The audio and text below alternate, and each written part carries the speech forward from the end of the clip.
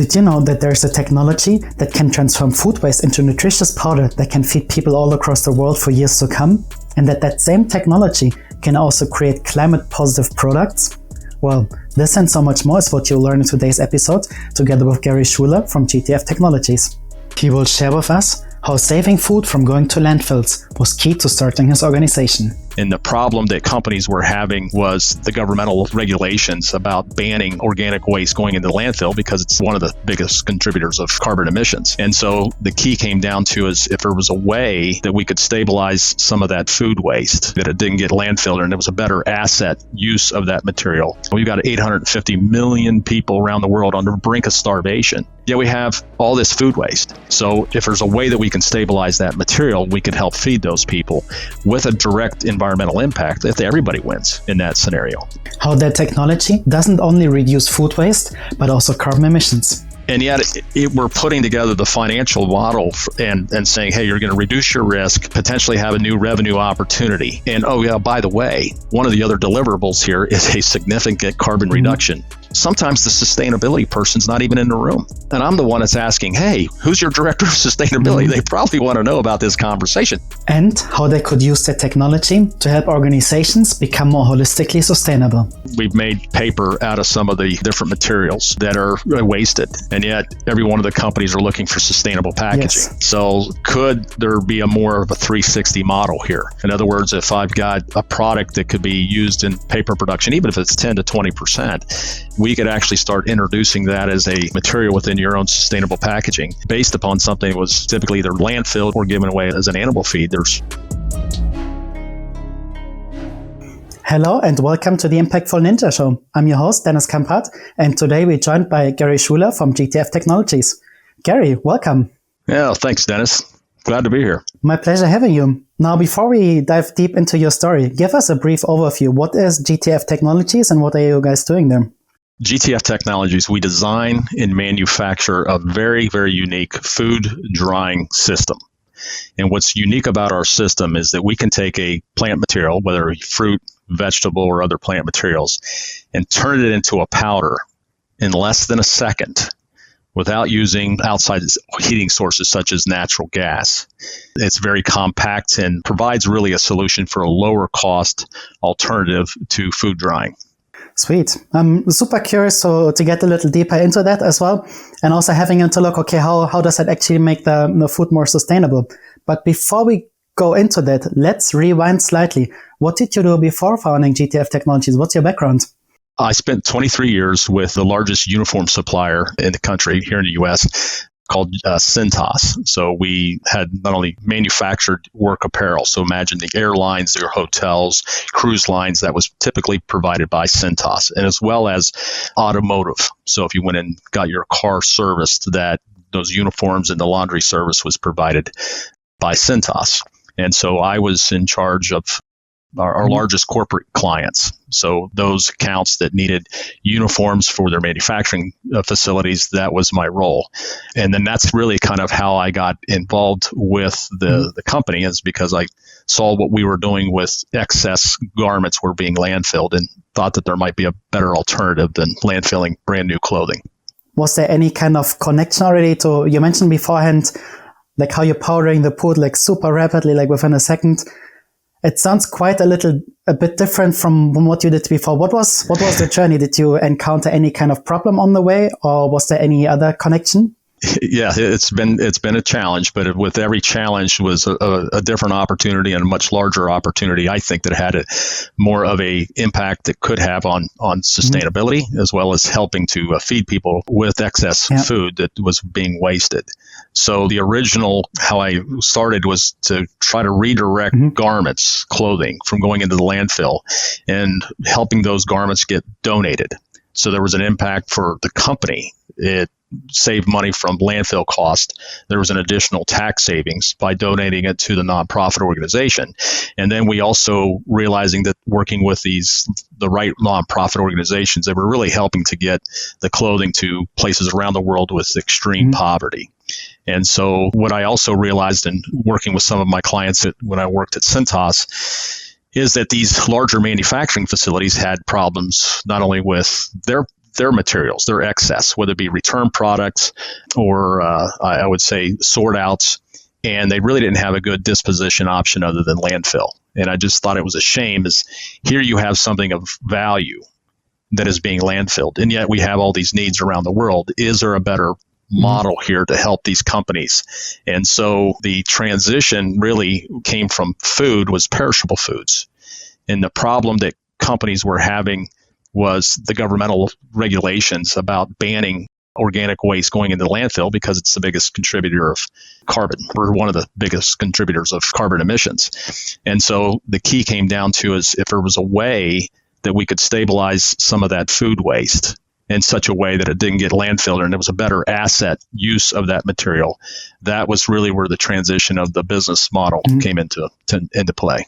Oh, it really sounds like you discovered a problem in your previous position, and it was completely different with clothes going to landfill. And then you discovered something somewhat related from the process of like perishable food going to the landfill as well, and thought about like, well, when we can solve this one issue, why not solve this other, maybe even much bigger issue when it comes to the carbon emissions and when it comes to food going to landfill, and do something else about it.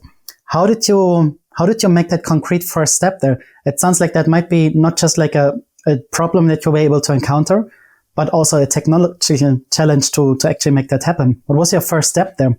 The first step was working with some of the grocery retailers, the larger big box retailers that both did apparel. If you can imagine, like Walmart, Costco, Target, they now also, typically had a lot of merchandise, hard good merchandise, I call it, whether it be sporting goods or the clothing that they offered. But then they started to also expand their grocery line items, perishable foods, meats, delis, dairy, breads, those types of items. Well, the challenge became what do we do with expired food? And there was an opportunity to donate it, but the challenge that we all have in perishable foods is time is not on our side. So we've all experienced food waste. We don't go to the grocery store and buy grapes and bananas and apples with the intent that we're going to throw 30% of it away. Yet worldwide, 30% of all what is being produced in terms of growing is wasted. And it's because it starts to perish. So the real business concept for me was, if there's a way that we could stabilize that food, if I can take it from a waste and turn it into an asset, that once it's stabilized, then you have time on your hands.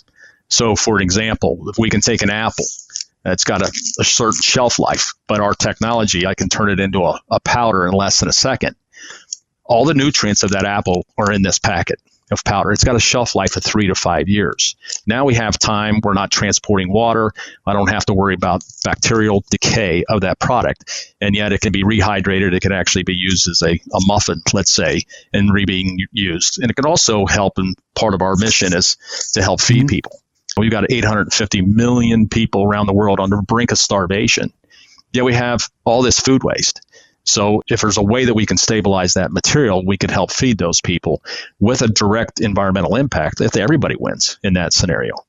How did you go about this from your position to working together with the big supermarket chains or the big retailers to actually getting GTF Technologies started and, creating the first products? The challenge there was the first business model was really going to be what I call as a waste managed donation service provider for these companies. The intent was to really show them the tax savings by donating some of their, the retail products. And then when I realized the bigger problems they were having was the perishable foods, the original technology it came across was not really being used fully for food. It was a older technology initially created for the mining industry to separate coal from dirt, believe it or not. But that's where surrounded myself and had some great investors initially on who understood the mission that we were trying to be as a company. In other words, we wanted to have a company that was a for-profit company with a mission that had a purpose in mind. And the key was to develop the technology in such a way that it made financial sense to look at the capital expenditure for the material. So food drying has been done for years, right? You have dehydration, you have spray drying and drum drying, all these different technologies. But the key is how do we do that in such a way that it actually provides a financial value for those corporations? So that was the real key, is the investment in the technology that would allow us to dry the material at a lower cost than the value. So for that Apple example that I just talked about, I've had 3 companies that reached out to me this last month that were producing over 300 million pounds of excess apples. And so the older technology for food drying took a lot of natural gas, a lot of time. It just didn't pencil in well from a financial model. So our objective as a company, in terms of getting investment dollars, we had to really pour all that investment monies over the last several years into the technology. We had to develop a system that was able to dry that material at a low enough cost to where the value exceeded the cost of drying. And that's when the real opportunities existed. So now it really made sense for a company financially to have a more sustainable option, providing a new revenue opportunity for them, and really keeping some of this food waste from being waste, but actually turning it into an asset. Sounds like so many things happened since the beginning, yet like you're still staying so close to your core. Like from discovering the problem, seeing some similarities to your previous work, seeing different partners that you could work together with, starting with a completely different business model, similar to what you did before with the donation afterwards, to figuring out, well, to make that really happen, there's 2 big things that you need to change. One, the business model, to make it so that it makes financial sense to your partners as well. And the second thing is to improve on the technology that used to exist with the food chain beforehand, but to make it more sustainable, to make it more cost efficient. And it sounds like also much more instant. Correct. Mm-hmm. Nice. Now, walk us along the journey there. What was some of the biggest challenges that for you along this process? It sounds like, in hindsight, it sounds like it's a big red thread, and it sounds like way too smooth sailing, no? Well, I think one of the biggest challenges that you have is starting a business as an entrepreneur and having a vision is you don't realize how much time it's going to take, how expensive it's going to take, and the commitment. And one of the biggest impacts was on my wife. When you kind of feel like I'm jacking the beanstalk a bit. Say, look at this business and what we're going to do. We're going to help save the planet and help feed people. And yet you get into the weeds of that, and it's very difficult. It can be straining. You have more setbacks than you have wins. You learn from failure. And it really it can take its toll if you're not careful. And you really need to kind of work through that, as well as having the right investors, the right people around you who have that longer term vision. It's not like, hey, we're going to build this company and then, sell it in 2 years. It's got to have a longer vision for what the company's trying to do and make sure that everybody's on the same page. And I've been very, very fortunate to have the investors, and also the team that works here at GTF is just amazing, that we all realize that there's a bigger purpose outside of just selling some equipment. That we have to help solve business problems. I have to help the company make money or save money. But in that process, we could also partner with some of these companies and say, hey, we have excess flour that could be made into bread. Let's help donate that to a nonprofit that's doing some great work to help feed people around the world who are facing malnutrition. That really gets exciting. I love the connection with the mission as well next to the business model. When it comes to the whole orientation and the mission of your organization, getting investors, but then also acquiring talent to work for you, would you say that this was one of the key points that you focus on, that everyone is fully aligned with your mission? Absolutely. And we talk about that quite a bit, because you can get very focused on the day-to-day problems and trying to solve those problems, which is you kind of can lose sight of, okay, are we making any headway to help advance the technology to really position the equipment with these clients in the right way? And working with the larger corporations, it just takes time you're talking a new technology. You're really in an area that they typically have relied on cattle farmers for their waste product. And now we're talking about a whole new way of looking at their materials, not only for food applications, but we're now utilizing some of that material as like bioplastic uses. And so the more that we keep our team and our employees focused on, here is the end goal, here's what we're trying to achieve, this is the potential impact that your job is having. We are a team, and yet there's somebody around the world that that may not see a direct impact for several years, but in a couple of years we don't know what that need's going to be. And because of the advancement of all the hard work of the team, we could help to save a life down the road. We don't know. I think the bigger importance is that we all have an impact, that we don't realize in the day to day that I think a lot of people just fail to to see. And we kind of have to look at, okay, what am I doing and why? And if I'm trying to help better our world, help to somebody else, the business issues will eventually take care of themselves if we're really focused on our core mission.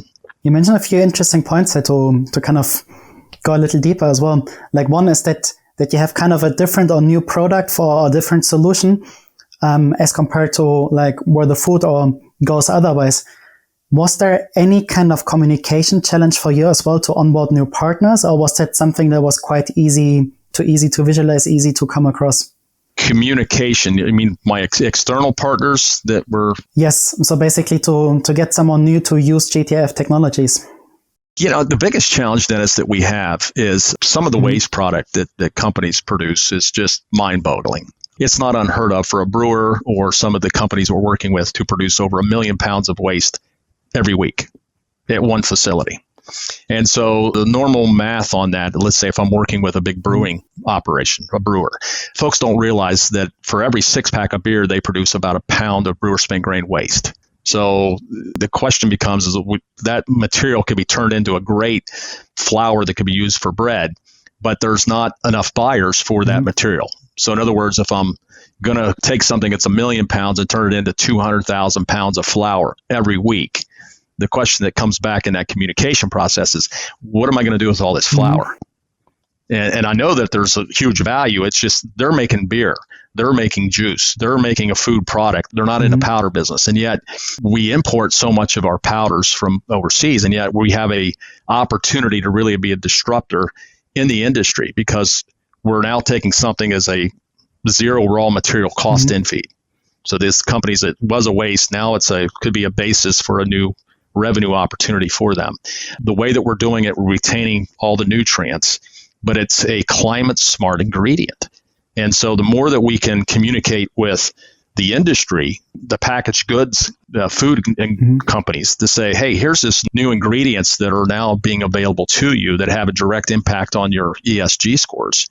That communication is the biggest challenge that I'm having as a company, is these companies going, hey, can you help us, find a buyer for this flour?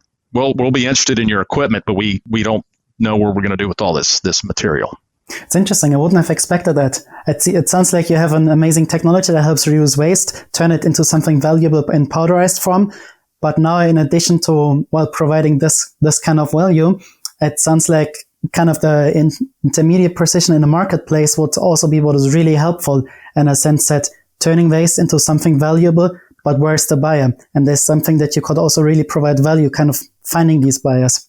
Yeah, Dennis, it's amazing within the organizations there's a disconnect in communication as well. So for an example, I talked about the brewer spent grain from the brewing industry.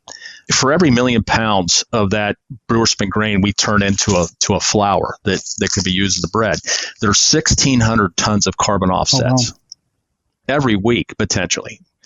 And yet we're putting together the financial model and saying, hey, you're going to reduce your risk, potentially have a new revenue opportunity.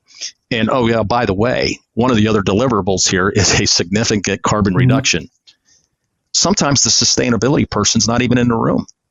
And I'm the one that's asking, hey, who's your director of sustainability? They probably want to know about this conversation. It's coming up from operations. So it's really getting these corporations, they all talk sustainability. It's all in the annual report. But if you're really going to come down to provide a solution, is coming together as a team and say, okay, what's the operational challenges or concerns? What's the financial concerns? But if we can address all those issues, it's a huge win for them. And I think that's also part of the challenge where I also see some of the nonprofit organizations, some of these bigger foundations, all wanting to invest in climate solutions. They're all wanting to invest in helping to feed people. And they could be a catalyst to help these companies to say, okay, what am I going to do with all this apple flour? Well, if we could do it so cost effectively that it could feed millions of people, really at a fraction of maybe what they're buying their food for now. But I know that some of the larger nonprofit organizations like the UN or UNICEF, they have a food shortage. And it's kind of crazy. I've got this surplus of potentially of food ingredients that's available. It's just So making the connections within the company and making the connections with the outside food ingredients or the nonprofits who are really helping to make an impact. And everybody has the same kind of goals, but there's definitely a disconnect among everybody. And I'm hoping that through time we can help, start to work collectively.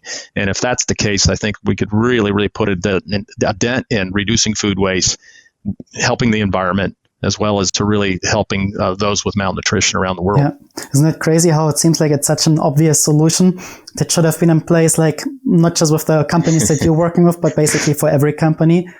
And then it helps reduce waste. It helps feed more people with nutrients as well. And it helps reduce carbon emissions, not just offsetting carbon emissions, but actually reducing it at the source. Mm-hmm. Yeah. And yet it seems to be communication challenges, like getting the products to those who actually need it, and those are around in the world as well. Correct.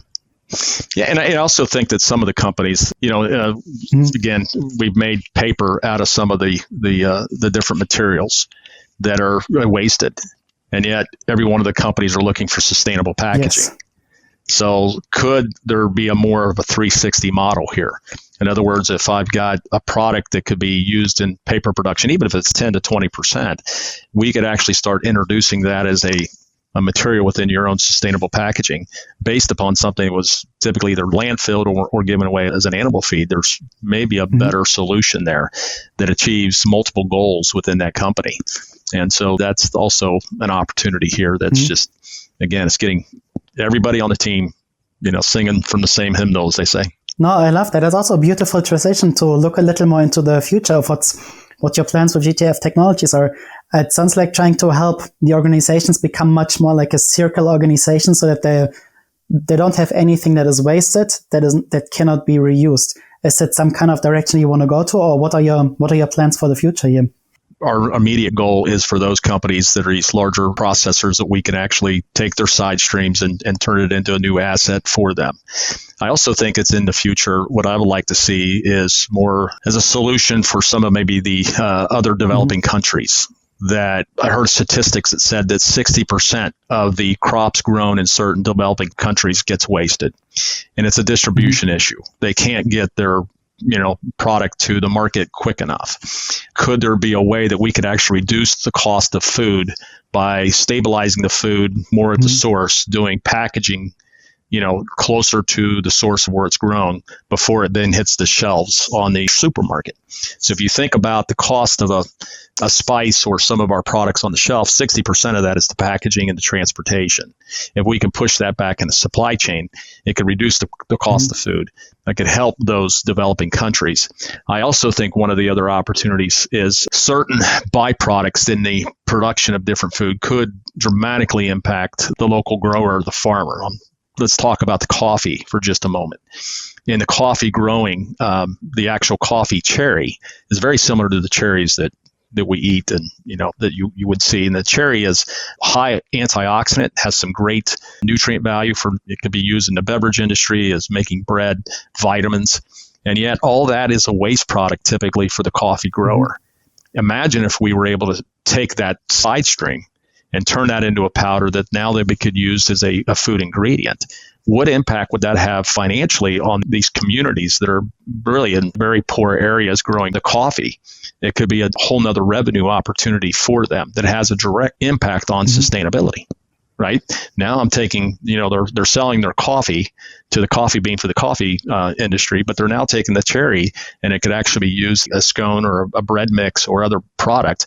And now that farmer has another, nothing is getting wasted, and they actually are able to do more and help with their local communities as well, as because there's another revenue opportunity coming in from their farming operation. So that's another goal for us down the road, is we potentially in some of these developing countries could really help that local farmers. Sounds like so many opportunities still to go for. And I especially like that part about like turning something that has inherently a negative value in the current state into something that is like a positive value on so many different levels, to make it truly like a win-win, probably a few more wins along the way situation. Correct. Now for everyone listening, what would be a good way for us or for any kind of organizations to help you along this journey to help make it happen? Would it be spreading your message, getting connected to people in power, or what would be the best way for us? That would be fantastic. I think for your listeners is that there's basically a term or an organization called the Upcycle Food Association, and it's really getting products certified as being, what's the carbon impact. I like to call it carbon smart ingredients. So I think there's going to be a natural pull from consumers, very much similar to what the organic industry was 20, 25 years ago, is that, what is that carbon footprint or what's that carbon impact on what I'm eating in my packaged material. And so really having a demand is really going to be pulling this supply forward so that companies now look at saying, hey, if I'm able to invest in the capital to dry my waste, that could be an asset, I know that there's an offlet. So that would be number one. And I also think that potentially is the connections with larger foundations, organizations. We do have an opportunity here with a source material that could really move the needle in helping to put a dent in those with malnutrition, whether that's a grain from a brewer spent grain or other healthier vegetable materials that really, I'm talking significant volume. If those organizations say, hey, we're willing to invest in that also is a catalyst that could help tip these large organizations to say, hey, we're willing to partner, we're willing to invest in the equipment. If I know that I could even sell the material at our cost to produce, at least we're not upside down on it. That would be a huge value in helping everybody along the whole process here. Awesome. We'll put all the information into the show notes, also link to your website on screen, so that hopefully, Great. People empower, reach out and make the right decisions. Now, before we go into some personal reflections as well, was there anything that I forgot asking you that you would have liked to share with our audience? I think one of the other applications potentially for this, we've been talking a lot about the brewing, farming producers, but let's also not forget post-consumer food waste, right? Another statistic said that between 40 and 60%, I think it was the statistic, of our landfills are organic waste. And so if you're thinking about the food waste that comes off of a university or a hospital or even the consumer, there's a big push for composting. In New York City or these larger cities, there's no commercial composting available. So you're shipping something that's got 80 to 90% moisture and trying to compost it, which potentially could be a way of powderizing it. And if it's turned into a powder very quickly within the urban area, there could be another, use of that material as a fertilizer or even sustainable packaging. So I think we're trying to address all those areas as well. So I think that's the next level, is what could be used with the post-consumer food waste to help, again, reduce the carbon emissions because it's not going into the landfills. No, I would love that option to be available to everyone as well. Yeah. Nice. Now let's make a little turn and have a look at your personal reflection and personal learnings as well. How would you say, since founding and working with GTF Technologies, how would that have impacted your personal life? I think it's really having faith, and the hardest part of that is real easy, especially getting older, to really focus on, okay, do I have enough money to retirement? Why am I doing this? Why am I working so hard? And the reflection that keeps going is to say, wait a second, there's people in need. There's a widow in the Sudan with 3 kids in a grass hut that haven't had a meal in 3 days. I ate breakfast this morning. I have clean water. I'm blessed. And so my faith is in the team here is it keeps us going. GTF actually stands for gleaning the fields, which is out of the Old Testament in the Bible. And it was basically saying that the outer edge of a field was there for the poor. So I look at companies, or what we're doing as a field. It's, I've got to steward that field the best that I can. And yet if there's excess that comes off the field, then we have an obligation to help those in need. And so that's really the personal reflection, is expect it's going to be hard. Expect that there's going to be challenges. But within those challenges, we learn, we grow, we stretch ourselves. And I think that can apply to everybody, is that if you're trying to do the right thing and you're trying to help somebody else, it's not always going to be easy, but it's the right thing to do. And I think that's really the personal reflection, is if it wasn't hard, then maybe I'm not really trying enough. So that's really I would probably say, one of the major personal reflections I've had. I love it how that also sounds so closely connected to the mission that you have with GTF. Yeah, thanks, Dennis. Well, now to our final question already. If you had to share one tip with our audience on how we could become more impactful, what would your number one tip be for us? I think people need to not spend so much time on their cell phone. And the reason being is then you don't see the needs of other people that you could make an impact. I'll give you an example. I was on a plane earlier this week, and my seat was on the window. And the plane was, almost full, and somebody was sitting in the aisle, or the middle seat and the aisle. And an elderly gal, probably in her mid-80s, was coming down, and her seat was the row right ahead of ours. And she was trying to put her bag up into the overhead compartment. I think we've all flown. We've probably have seen that, experienced that. And I looked around, and the person next to me in the middle seat, as well as the aisle, as well as on the other side of the aisle, were all on their phones. Nobody saw her.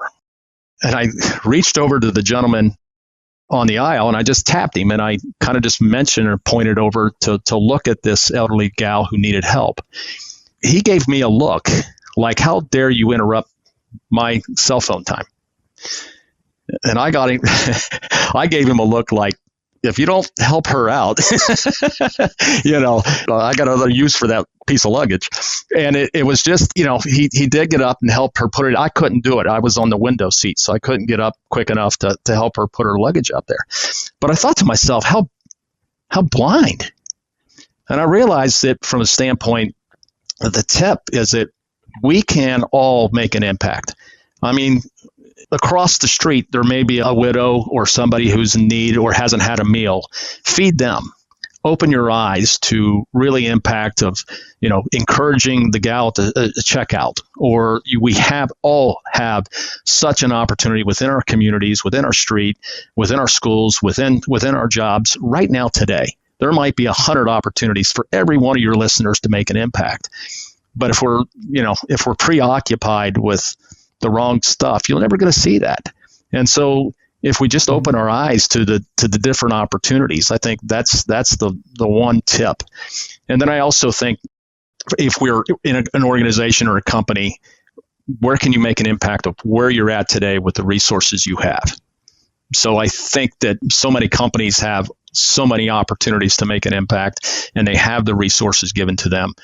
Look for those opportunities within your own field, in essence. Beautiful. Thanks so much for sharing that, Gary. Thanks so much for the work you're doing with GTF Technologies. It's a pleasure having you. Well, thanks, Dennis. It's been a pleasure. And to everyone else, thanks so much for listening in as well, and stay impactful.